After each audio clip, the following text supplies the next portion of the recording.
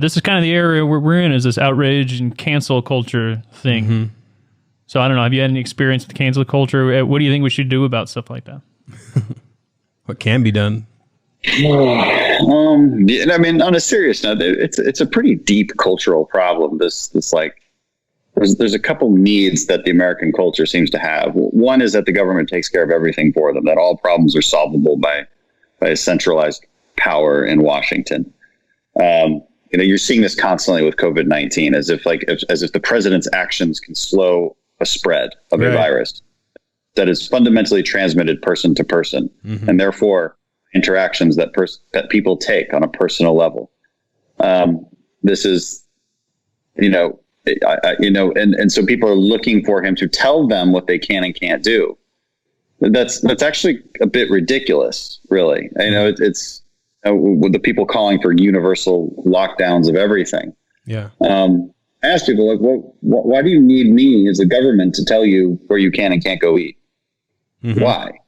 Can't you decide that? It's one thing to cancel big events, which I think is appropriate, from a government level, but the extreme reaction of canceling all business and all work, I think was it's a product of a cultural tendency to desire full safety at any cost over anything, and that's not a healthy, nor is it a logical way to be.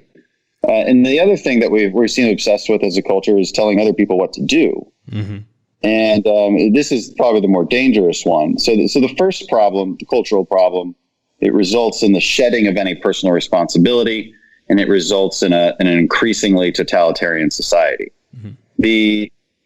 And the second problem also results in an increasingly totalitarian society, but it also results in extreme divisiveness, because gaining control of the reins of government becomes the end-all be-all. It becomes life or death, because our culture says that whoever is in control has to tell everybody what to do. Mm-hmm. And so this outcome is 51% of the population with complete control over the rest of the 49%. That's very divisive.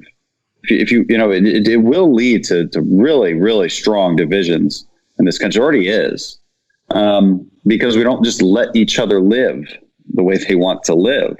You see this in the coronavirus pandemic.